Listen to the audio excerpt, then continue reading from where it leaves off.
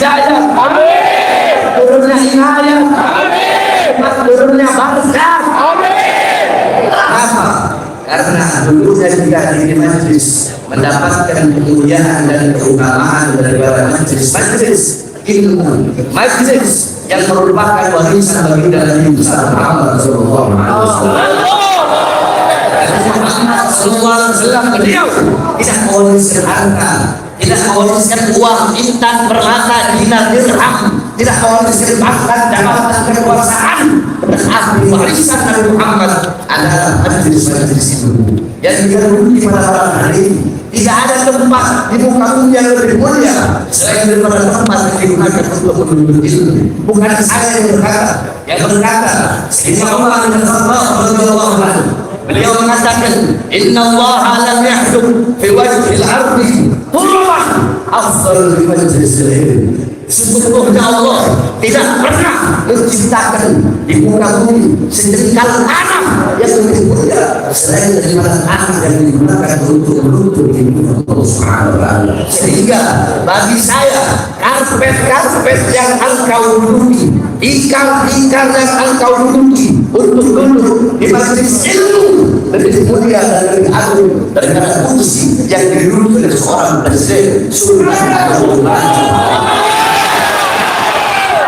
Jangan pernah engkau menyepelekan majelis-majelis seperti ini, karena kadar kedekatanmu kelak di akhirat dengan baginda Nabi Muhammad jauh atau dekatnya engkau dengan Nabi itu menurut kadar kedekatanmu jauh dekatnya engkau di dunia dengan majelis-majelis seperti ini. Karena majelis seperti inilah warisan Nabi Muhammad. Majelis ilmu, majelis zikir para ulama, para ustaz, para kiai, para tuan-tuan guru, beliau pewaris ilmuwan Nabi, penyambung lidah Nabi, penerus perjuangan Nabi, pemegang tongkat esah perjuangan Nabi. Engkau di dunia dekat dengan majelis ilmu, dekat dengan majelis zikir. Tapi kalau di dunia engkau jauh dari majelis ilmu, jauh dari ulama, jauh dari para ustaz, jauh dari para tuan-tuan guru, dipastikan di atas engkau akan jauh daripada baginda Nabi Muhammad sallallahu alaihi wasallam.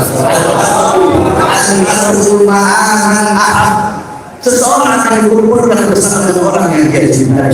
Al-Imam Malik berkata, Al-Imam Malik radhiyallahu anhu, beliau berkata, seseorang kelak di akhirat terpukau satu golongan itu orang duduk bersama-sama di dunia, maka di akhirat bersama orang itu pula kelak dia akan dikumpulkan. Saudara-saudara sekalian yang dimuliakan Allah, kita duduk pada malam hari yang mulia ini untuk mengenang satu peristiwa yang mulia, satu peristiwa yang agung, satu kejadian yang luar biasa, satu peristiwa yang dimana peristiwa itu adalah perjumpaan seorang hamba dengan Tuhannya, perjumpaan kekasih dengan kekasihnya, perjumpaan hamba yang mulia dengan yang maha mulia, perjumpaan hamba yang agung dengan yang maha agung, perjumpaan hamba yang luhur dengan yang maha luhur, yaitu perjumpaan Nabi Muhammad dengan Allah Subhanahu wa taala yang kita kenal dengan kejadian Isra wal Mi'raj. Saudara-saudara, saya tidak akan panjang lebar menjelaskan Isra wal Mi'raj, sebab kalau saya jelaskan Isra wal Mi'raj itu biasanya kami selama bulan Rajab 1 bulan itu kami ngaji pasaran. Jadi kami ngaji pasaran, pesantren pasaran itu ada di sekitar kami menghatamkan kitab Hasyiah Dardir. Hasyiah Dardir itu matanya adalah Isra wal Mi'raj, karena akan dengan menyebutkan ada itu. Jadi kemudian dengan bersama kita Tauqus Sirat firman Mi'rajnya wa Isra wal Mi'raj, karena Tuhan setiap bulan Rajab kami menghatamkan 2 kitab tadi dan menghatamkan kitab Sahih Bukhari. Itu adalah kami. Dan selalu kalau setiap masuk bulan Rajab pasti kami menceritakan, kami membaca kitab dan mengajarkan kepada santri-santri kami. Jadi kalau saya mau ceritakan Isra Mi'raj 1 bulan penuh nggak bakal selesai, nggak bakal habis. Maka intinya saja, saudara-saudara, para ulama kita yang menjelaskan tentang Isra Mi'raj.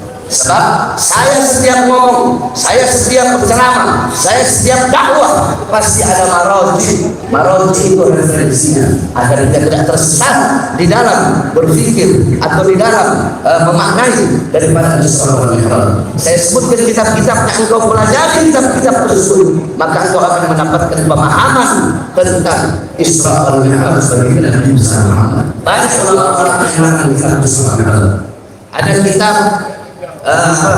Ada kitab namanya An-Nurul Wahhaj. An-Nurul Wahhaj fi Isra wal Mi'raj. Itu kitab karangan Imam Ali Zainal Abidin bin Muhammad Al-Hadi Al-Barzanji, kakeknya pengarang Maulid Barzanji. Disyarahkan pada cucunya, diberi nama kitab Tajul Ijtihad ala Nurul Wahhaj, yang dimana dikarang oleh Sayyid Imam Ja'far Al-Barzanji. Kemudian ada kitab As-Suraj Al-Wahhaj fi Hadairil Mi'raj karangan Imam Abu Ishaq Muhammad bin Ibrahim An-Nu'mani Asy-Syafi'i. Ada kitab lagi namanya Al-Mi'raj karangan Imam Abdul Karim Al-Bushairi, Imam Bushairi. Ada kitab Al-Risalah fil Mi'raj karangan Imam Abdul Hasan Ali bin Muhammad Al-Lakhmi. Kemudian ada kitab Ayatul Kubra fi Syarh Suratul Isra, itu kitab karangan Imam As-Suyuti. Ada kitab Al-Ayah Az-Zakimah Al-Baqirah fil Mi'raj Sayyid Abdul Dunya wal Akhirah karangan daripada Imam Al-Hafidh Syamsuddin Muhammad bin Yusuf Asy-Syami Al-Masri. Sanadkan kalau saya kitab beliau judulnya Ayatul Bayyinah, Al-Ayatul Bayyinah fil Mi'raj Sayyid Abdul Ardi was Samawat. Kemudian ada kitab Qissatul Mi'raj karangan daripada As-Sayyid Usman Syaqq. Kemudian ada kitab Afdhalul Manhaj fi Isbat Isra wal Mi'raj karangan daripada Imam Syekh Abdullah Mustafa Al-Marwazi. Kemudian kitab Tauhid Siraj yang tadi saya sebutkan karangan Syekh Muhammad Ali Al-Qurbi. Kemudian kitab Minhajus Syami Mukhtasar Mi'raj Syami karangan daripada Imam Syekh Yusuf bin Ismail Al-Nabhani. Kemudian ada kitab Isra wal Mi'raj karangan daripada Imam Ahmad bin Muhammad Ar-Rahwani Al-Tarwani. Kemudian kitab Nailul Munah wal Ghayat As-Sa'ud fil Mi'raj Nabi Mukhtar Ar-Rasul karangan daripada Imam Muhammad ibn Ja'far Al-Kattani. Kemudian kitab Al-Mi'raj An-Nawawiyah karangan daripada Imam Al-Syekh Hasan Al-Syakir. Kemudian ada lagi kitab Yawaqid Taj Al-Wahhaj fil Isra wal Mi'raj karangan Imam Muhammad Al-Baqir Al-Kattani. Kemudian ada kitab Al-Isra wal Mi'raj Mu'jizatul Kubra fi Sayyidil Anbiya karangan Imam Al-Syekh Hafidh Al-Jauhari. Kemudian ada kitab karangan guru kami Imam besar kami, Imam besar Ahlus Sunnah wal Jamaah Abuya As-Sayyid Al-Habib Muhammad bin Ali Al-Madini Al-Hasani. Beliau adalah Imam besar Ahlus Sunnah wal Jamaah. Beliau mengarang kitab Isra. Salah satu kitab karangan beliau Al-Anwar Al-Bahiyah fil Mi'raj Khairul Bariyah. Kitab-kitab yang saya sebutkan tadi, engkau membaca, maka engkau akan mendapatkan pemahaman. Sebab kenapa? Man arada, ingat kaidah ini. Saya ajarkan kepada kalian. Man arada taqadduma fa'alaihi bi kutubil mutaqaddimin. Faman arada ta'akhkhura fa'alaihi bi kutubil mutaakhirin. Kalau kalian ingin maju, pemikiran kalian pengen maju, pengen berada di depan, pengen luas, pengen ilmu banyak, pengen ilmu barokah, hendaklah berpegang teguh kepada kitab-kitab ulama-ulama terdahulu. Tapi kalau kalian pengen terbelakang, pengen mundur, dapat pemahaman yang sedikit, maka belajarlah juga kitab dari Islam. Kok bisa demikian? Ulama zaman dulu sama ulama zaman sekarang ngarang kitabnya tidak sama.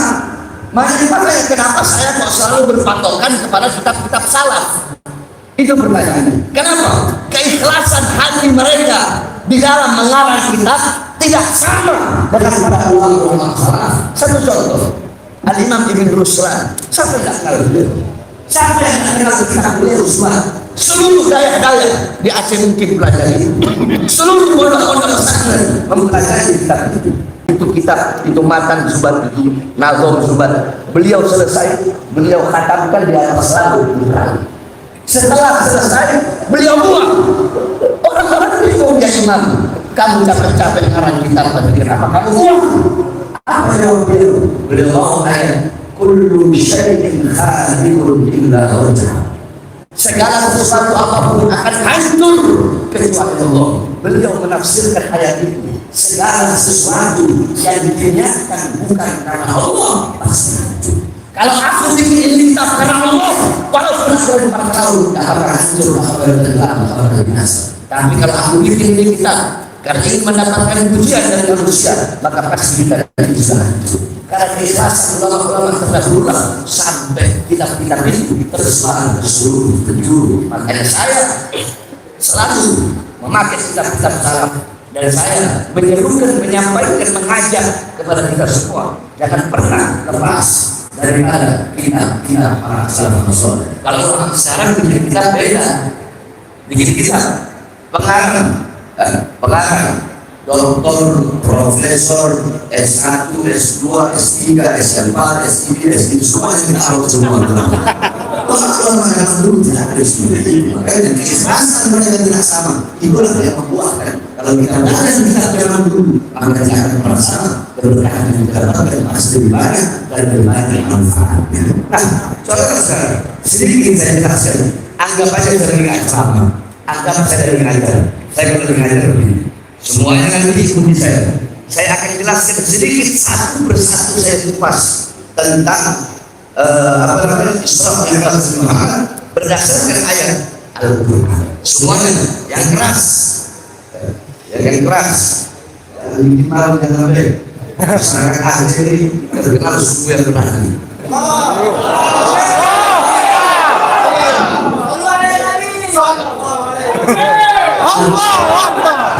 Aceh nggak bisa dikuasai Belanda, nggak bisa dikuasai Jepang.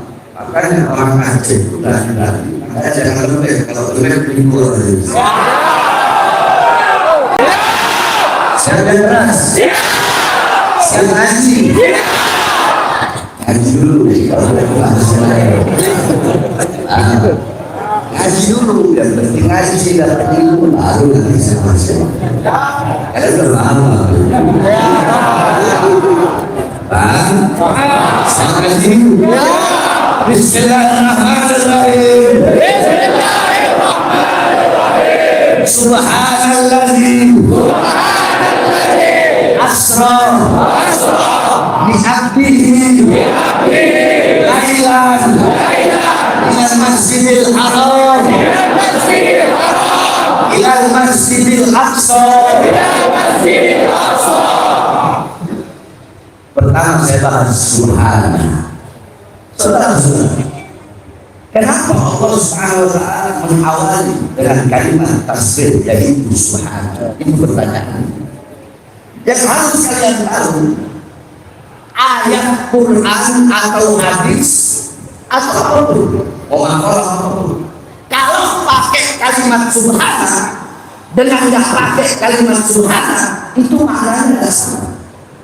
Entah itu menceritakan tempat, entahkah menceritakan kejadian, entahkah menceritakan waktu, entahkah menceritakan sosok.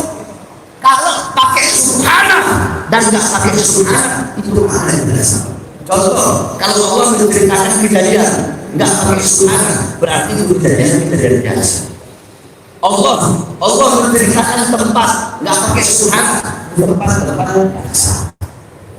Kalau pakai subhanallah terbiasa, tapi maknanya luar biasa. Sama kayak ini aja ayat Quran kalau pakai sunnah sama enggak itu dibuat dari pakai ini. Nah, ini peristiwa Isra Mi'raj Allah SWT mengawali dengan kalimat subhanallah. Apa maknanya? Subhanallah bermakna tanzih, yakni tanzihullah min kulli su'. Subhanallah bermakna barwah, barakatulillah min kulli su'in wa nafsin wa syarrin wa kaza wa kaza wa kaza. Adalah mensucikan Allah, membersihkan Allah, membebaskan Allah dari segala macam sifat-sifat keburukan. dari segala macam keburukan. Ini Isra Mi'raj kejadian tak masuk akal. Karena ini kejadian tak masuk akal, makanya Allah awal dengan kalimat subhana, untuk Allah ingin menunjukkan bahwa tidak ada yang mustahil bagi Allah. Kalau Allah mampu memperjalankan Nabi Muhammad SAW perjalanan yang harusnya dilalui selama berbulan-bulan, tapi perjalanan itu hanya dilalui sesaat daripada waktu malam. Kalau Allah nggak bisa, berarti Allah punya kekurangan. Makanya Allah pakai kalimat subhana untuk menguatkan bahwa sana tidak ada yang mustahil bagi Allah, dan kejadian itu adalah kejadian yang luar biasa. Paham? Subhanallah. Lanjut, subhanalladzi asra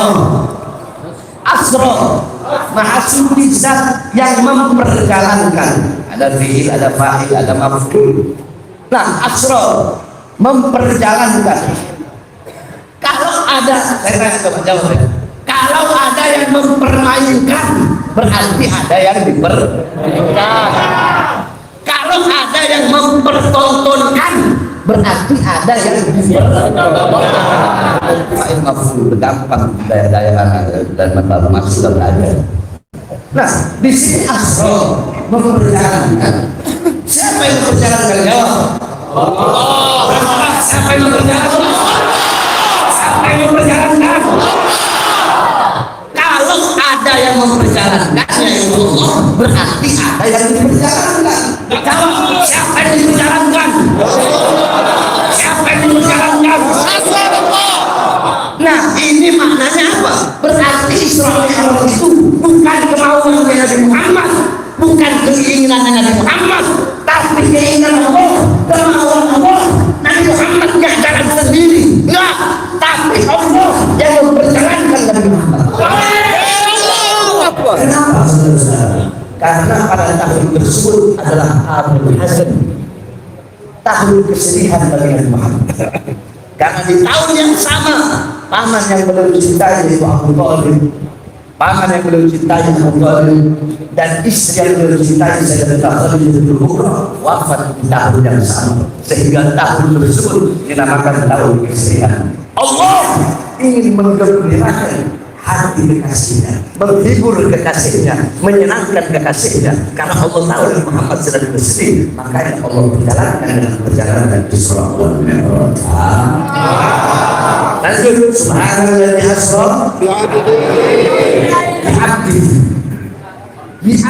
Ya, Allah memakai makna abd. Allah suruh Nabi Muhammad, tapi Allah suruh abd. Satu makna takrim, satu maknanya takriman wa tasrifan wa ta'liman lin Nabi sallallahu alaihi wasallam. Allah memuliakan, mengagungkan dan menghormati baginda Nabi Muhammad dengan sunnah hamba. Yang kedua, al-abd di situ bermakna jasad wal ruh. Nabi Muhammad Isra Mi'raj dengan jasad dan juga ruh. Sebab ulama berbeda pendapat. Al ulama yang pakai hadis riwayat dari Aisyah radhiyallahu anha, yakni Rasulullah Isra Mi'raj di mana? Cuma ruhnya saja, jasadnya kalau pakai hadis dari Aisyah. Tetapi ada ulama yang mengatakan Nabi Muhammad Isra Mi'raj bil jasad wal ruh, jasadnya juga, ruhnya juga. Sebab kenapa? Di situ ada hamba. Saya tanya, hamba di situ siapa? Nabi Muhammad bukan? Nabi Muhammad kan? Nabi Muhammad hamba yang utuh. Yakni apa maksudnya? Yakni ra'a bi'adatil aid, sami'a bi'adatil udhun, yamshi masya atau yamshi bi'adatil rijlain, syaqa bi'adatil qalb. Hamba yang utuh itu adalah hamba yang melihat pakai alat mata, mendengar pakai alat telinga, berbicara pakai alat lidah, menyentuh pakai alat tangan, merasa pakai alat hati, berjalan pakai alat kaki. Makanya disebut hamba, jasad dan ruh. Kalau jasad dan ruh berarti kan melihat pakai mata. Kalau cuma ruh saja, nggak mungkin di situ pakai abad. Tetapi subhanalladzi asra bi ruhihi. Sebaliknya, kalau cuma jasad saja tanpa ruh, maka itu mayat. Subhanalladzi asra bi mayyitihi. Tetapi Jibril pakai abad. Apa maknanya abad? Al-abad hamba yang utuh dengan jasad dan juga ruh langsung yang total dalam keadaan sadar, dalam keadaan terjaga. Roha azul wahab tidak dari Muhammad berjumpa langsung dengan Allah tanpa ada sedikit pun penghalang. Sampai-sampai para ulama itu berdebat. Tahu apa debatnya? Siapa yang lebih mulia? Apakah Rasulullah? Apakah sendal Rasulullah? Sendal Rasulullah atau lebih mulia malaikat Jibril? Malaikat Jibril tidak pernah berjumpa langsung dengan Allah. Tetapi Nabi Muhammad sendalnya berjumpa dengan Allah. Kenapa sendal itu menjadi mulia? Padahal sendal itu hanya kulit biasa. Sendal itu hanya kulit biasa. Sendal itu menjadi mulia karena menempel pada sesuatu yang mulia dari kaki bagi kita dan bisa.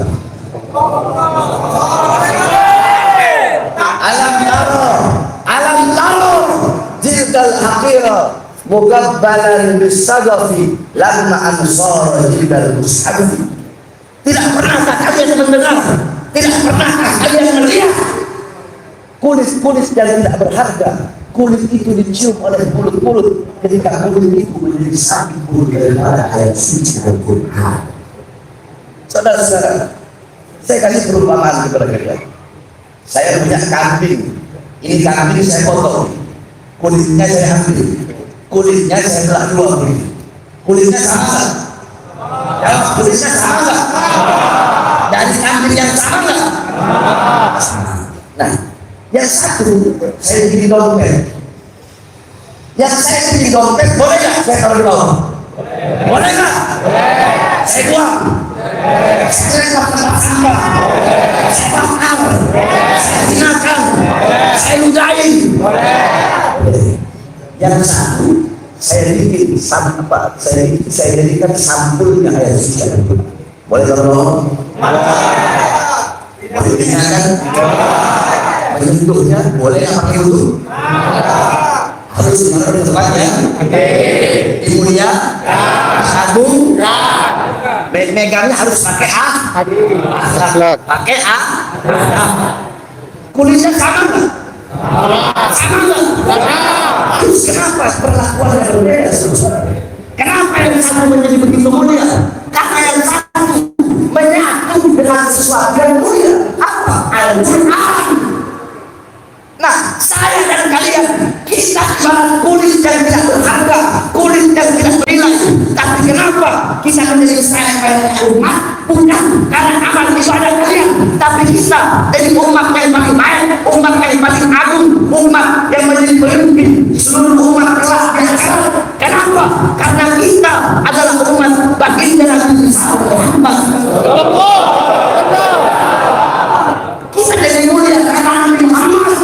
Sebagaimana kulit tadi menjadi mulia karena menyatu dengan ayat suci Al-Quran. Jadi Jibril tidak bisa berjumpa langsung dengan Allah.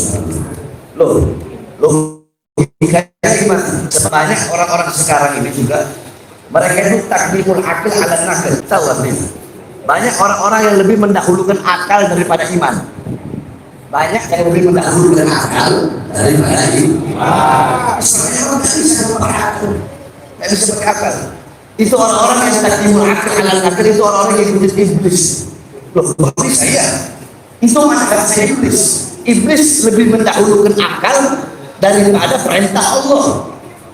Allah suruh, tapi iblis tahu. Kenapa? Karena menurut akalnya iblis, ya Allah, saya menciptakan dari api yang hebat, api yang membara-bara, ada yang diciptakan dari tanah tempat diinjak-injak. Saya lebih dulu kalau diciptakan, saya lebih dulu banyak, saya lebih banyak ibadah, saya lebih banyak sebelumnya selama 1000 tahun, saya memimpin malaikat. Adam siapa? Kok saya harus ini? Kalau menurut akal benar. Tapi karena iblis lebih mendahulukan akalnya, sehingga dengan Allah sujud kepada Adam, Allah akan iblis, Allah utus Kanan, putra Nabi Allah. Menurut akalnya, kalau saya naik ke atas gunung yang tinggi itu, tidak mungkin banjir itu sampai ke gunung. Tapi kalau saya naik kapal bapak saya, Nabi Nuh, bisa saja kapal itu terguling. Benar masuk akal. Akhirnya apa? Kan celaka. Jadi terkadang saudara, kita harus mendahulukan iman daripada mendahulukan akal. Tapi yang apa? Saya kasih contoh yang masuk akal. Kok bisa Jibril nggak bisa berjumpa dengan Allah, tapi Nabi Muhammad bisa berjumpa dengan Allah? Saya kasih perumpamaan dari Nabi Muhammad. Matahari, tahu matahari? Andaikan bumi sampai ke matahari, hancur nggak? Hancur nggak? Planet ada nggak bisa sampai ke matahari? Nggak bisa, nggak ada yang bisa sampai ke matahari. Yang bisa sampai apa? Ketika matahari terbit, dia mengeluarkan cahaya. Ketika dia mau terbenam, cahayanya kembali kepada matahari. Jadi yang bisa sampai kepada matahari adalah bagian dari cahaya matahari itu sendiri. Jibril Allah ciptakan dari cahaya, dan Jibril bukan bagian dari cahaya Allah.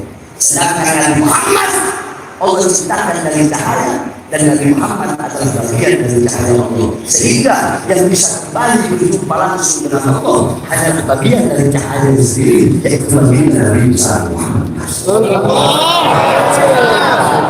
Apa dalilnya? Dalilnya An-Jabir bin Abdullah Al-Ansari radhiyallahu anhu ya Rasulullah ya wa ummi fi al-amal syai'an Allah ta'ala qala ya Jabir inna Allah khalaqa al-rasya nur nabiyyika Muhammadin sallallahu alaihi wasallam min nurin.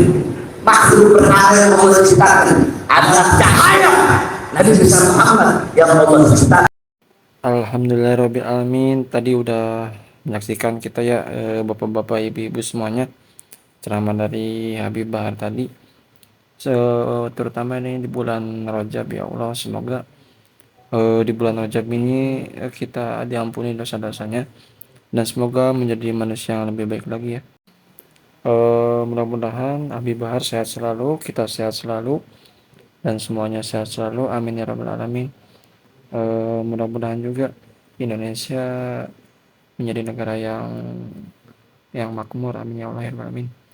Oke, sebelumnya kita berdoa semoga kita diampuni segala dosa-dosanya, amin ya Allah ya rabbal alamin. Bismillahirrahmanirrahim. Al-Fatihah. A'udzubillahi minasyaitonir rajim. Bismillahirrahmanirrahim. Alhamdulillahirabbil alamin arrahmanirrahim maliki yaumiddin. Iyyaka na'budu wa iyyaka nasta'in. Ihdinas siratal mustaqim. Shiratal ladzina an'amta 'alaihim ghairil maghdubi 'alaihim waladdallin. Amin. Terima kasih semuanya. Semoga sehat selalu. Mohon maaf jika ada kata-kata yang salah, dan videonya juga maaf nggak sesuai dengan ininya karena ada kendala. Terima kasih. Sampai berjumpa nanti. Assalamualaikum warahmatullahi wabarakatuh.